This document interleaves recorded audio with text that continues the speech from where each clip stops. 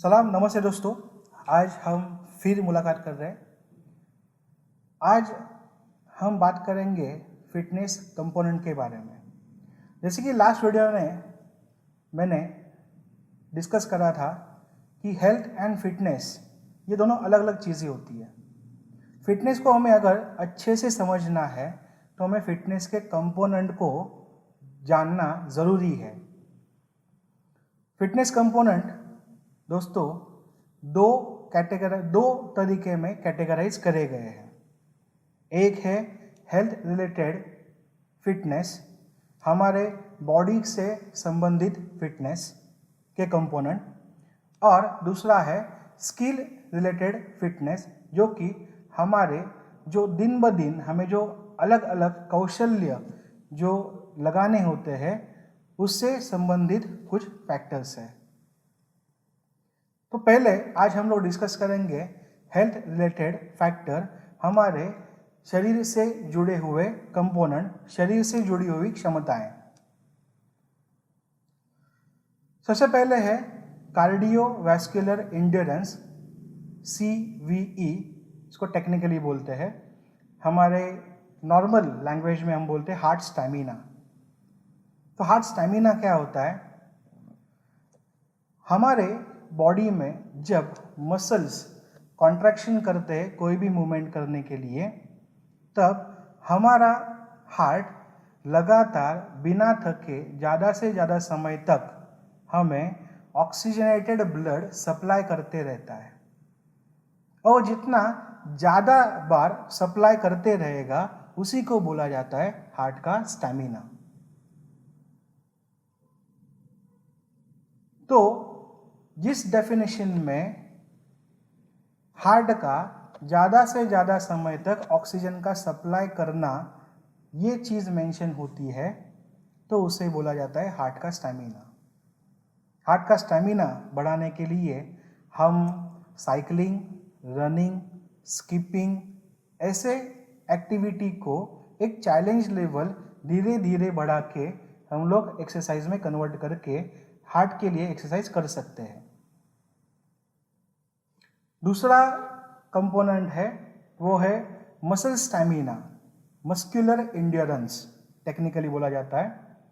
जब muscle stamina की बात आती है तो हमें ये एक्सपेक्ट होता है कि हमारा बॉडी ज़्यादा से ज़्यादा समय तक कोई भी तरीके का रेजिस्टेंस, या फिर वो मशीन का हो या फिर किसी इंसान का हो, वो रेजिस्टेंस ज़्यादा से ज़्यादा समय तक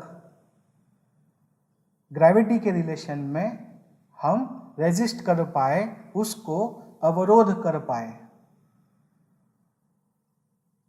मतलब ज़्यादा से ज़्यादा समय तक रेपिटेशन लगाना। जैसे कि हम लोग नॉर्मल लेवल में बात करते हैं कि लो वेट हाई रेपिटेशन। तो जब आप लो वेट हाई रेपिटेशन ऐसी एक्सरसाइज करते हो तो आपका मसल्स का स्टैमिना बढ़ता है।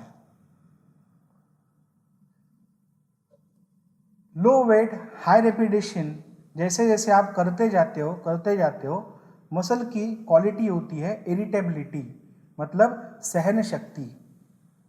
ये सहन शक्ति बढ़ती है और आपका मसल स्टैमिना बढ़ता है। तो मसल स्टैमिना बढ़ाने के लिए आप लो वेट हाई रेपिटेशन एक्सरसाइज कर सकते हो, या आप क्रॉस ट्रेनिंग कर सकते हो। क्रॉस ट्रेनिंग मतलब ऐसा एक्सरसाइज जिसमें आपका अपर बॉडी और लोअर बॉडी एक साथ इन्वॉल्वमेंट करता है। जैसे कि आपने जिम में इलेप्टिकल क्रॉस ट्रेनर आपने यूटिलाइज कर लिया, आप स्विमिंग एक्टिविटी को एक्सरसाइज के तौर पे आप करते हो। नॉर्मल स्विमिंग करना अलग है और स्विमिंग एज ए एक्सरसाइज करना अलग है। मैं स्विमिंग पूल पे जाके अगर 1 या 2 लैप करके मैं रुक जाता हूँ तो वो स्विमिंग एक्सरसाइज नहीं होगा। अगर मैं डिसाइड करके 2 दिन 4 लैप, अगले 2 दिन 5वां लैप, अगले 2 दिन अगर 6वां लैप में लगाता हूँ तो धीरे धीरे स्विमिंग बढ़ रहा है, एक्टिविटी बढ़ रही है। तो वो मुझे मसल स्टैमिना के लिए एक्सरसाइज साबित होगा। तो वैसे ही आप रॉक क्लाइंबिंग कर सकते हो और रोप क्लाइंबिंग कर सकते हो, या फिर देसी तरीके में मल्लखांब, ये जो खेल है, उसके लिए आप अलग अलग स्किल यूज करके आप एक्सरसाइज कर सकते हो। तो जो फिटनेस है, ये स्विमिंग के एथलीट हो, मल्लखांब के एथलीट हो, बॉक्सिंग के एथलीट हो, उनको अपना परफॉर्मेंस बढ़ाने के लिए ये मसल स्टैमिना लगता है। उनके लिए ये एक्सरसाइज करनी पड़ती है ताकि उनका परफॉर्मेंस बढ़े। तीसरा कंपोनेंट है वो है मसल का स्ट्रेंथ, मसल की ताकत। हम हमारे मसल्स, बोन, टेंडन्स, लिगामेंट्स यानी हड्डियां, मांसपेशी, कनेक्टिव पेशी, इन सब की ताकत लगा के जितना ज़्यादा से ज़्यादा भारी वजन उठा सकते हैं उसको बोलते हैं ताकत।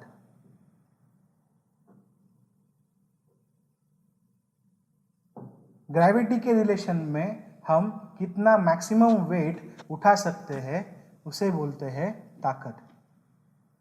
तो हमें ताकत बढ़ानी है तो हमें बार बार कठिनाई महसूस होने वाला रेजिस्टेंस ट्रेनिंग करना पड़ेगा। बहुत सारी जिम में बोला जाता है लो रेपिटेशन हाई वेट एक्सरसाइज करो। मतलब आप वजन इतना उठाते हैं कि आप 5 से 6 या 2 से 3 रेपिटेशन ही आप कर सकते हो।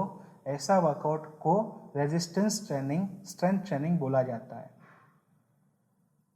तो मसल की ताकत बढ़ाने के लिए हमें स्ट्रेंथ ट्रेनिंग जरूरी है। चौथा कंपोनेंट है वो आता है फ्लेक्सिबिलिटी यानी लवचिकता। हमारे मसल्स हमारे बॉडी में as a protector role play करते हैं, हमारे हड्डियों को प्रोटेक्शन देते हैं। अगर फ्लेक्सिबिलिटी की डेफिनेशन देखनी है, समझना है, तो डेफिनेशन है हमारे मसल्स, उनके संबंधित जो जॉइंट होते हैं, जोड़े होते हैं, उनमें पूरी तरह से हलचल कर सके, कंप्लीट रेंज ऑफ मोशन ले सके, इसे बोलते हैं फ्लेक्सिबिलिटी। तो फ्लेक्सिबिलिटी बढ़ाने के लिए हमें क्या करना है? स्ट्रेचिंग एक्सरसाइज करना है। जैसे हम फिटनेस के लिए, ताकत के लिए हम लोग स्ट्रेंथ एक्सरसाइज करते हैं, वैसे ही फ्लेक्सिबिलिटी बढ़ाने के लिए हमें स्ट्रेचिंग एक्सरसाइज करना ज़रूरी है। बहुत सारे लोग सोचते हैं कि ये क्या एक्सरसाइज है,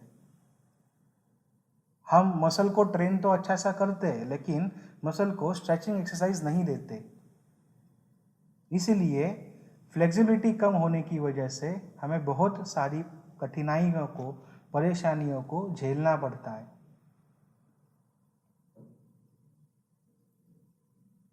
मसल्स कितना खुद को, हम मसल को कितना कितना स्ट्रेस दे सकते हैं, कितना ढकेल सकते हैं, और ढकेलने के बाद वापस मसल अपनी जगह पे वापस आ जाता है, इसको बोलते हैं इलास्टिसिटी और एक्सटेंसिबिलिटी। तो मसल की इलास्टिसिटी और एक्सटेंसिबिलिटी बढ़ाने के लिए हमें स्ट्रेचिंग एक्सरसाइज करनी होती है।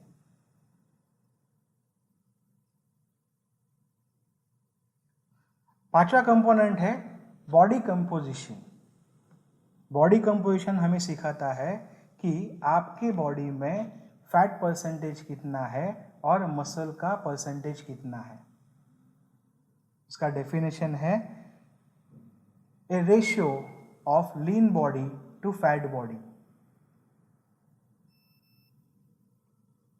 WHO, वर्ल्ड हेल्थ ऑर्गेनाइजेशन जैसी संस्था है, उन्होंने हमारा BMI बॉडी मास इंडेक्स, हमारे शरीर में मसल मास कितना होना चाहिए और फैट कितना होना चाहिए, इसके रिकमेंडेशंस दिए हैं। तो अगर कोई पुरुष है और उसके बॉडी में उसके वजन से 15% ज़्यादा से ज़्यादा और कम से कम 12% बॉडी फैट परसेंटेज है और वो मस्कुलर है, उसकी मसल डेंसिटी अच्छी है, तो उसे आइडियल बॉडी कंपोजिशन बोला जाता है, माना गया है। कोई स्त्री है तो उसके बॉडी में उसके वेट के 20% ज़्यादा से ज़्यादा और 19% कम से कम अगर फैट परसेंटेज है तो उसे आइडियल कंपोजिशन बोला जाता है। लेकिन हमें ये ध्यान देना है कि ये परसेंटेज के साथ साथ आपके मसल्स में डेंसिटी मतलब मस्कुलर साइज भी अपना होना चाहिए। अगर मस्कुलर साइज नहीं है, आपके बोन्स दिख रहे हैं, तो ये आइडियल बॉडी कंपोजिशन नहीं है। तो ये 5 कंपोनेंट हमें ये सिखाते हैं कि हमें अगर फिजिकली फिट होना है तो हमें बॉडी कंपोजिशन भी चाहिए, हार्ट स्टैमिना भी चाहिए, मसल स्टैमिना भी चाहिए, मसल स्ट्रेंथ भी चाहिए और मसल्स फ्लेक्सिबिलिटी भी चाहिए।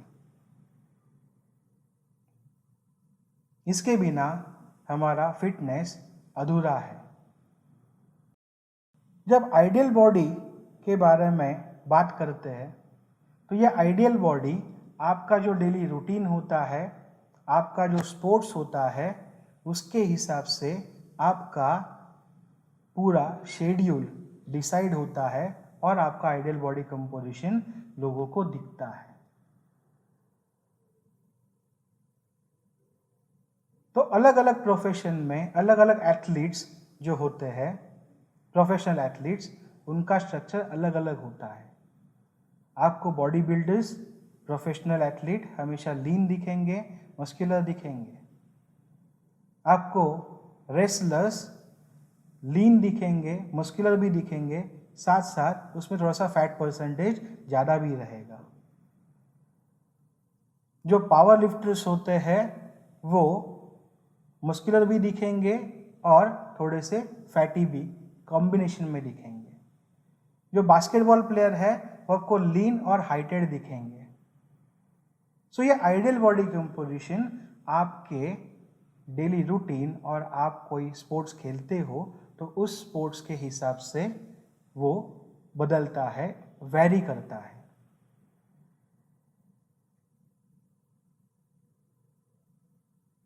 तो जैसे मैंने पहले बोला था कि हमें स्पोर्ट्स अच्छे से खेलने के लिए हमारी बॉडी की क्षमताएं अच्छे से बढ़ाने के लिए, फिटनेस लेवल बढ़ाने के लिए हमें एक्सरसाइज करना है। खेल खेलने से एक्सरसाइज नहीं होती। खेल अच्छे से खेलने के लिए हमें एक्सरसाइज करनी होती है और ये फिजिकल कंपोनेंट्स को अच्छे से स्ट्रांग करना होता है।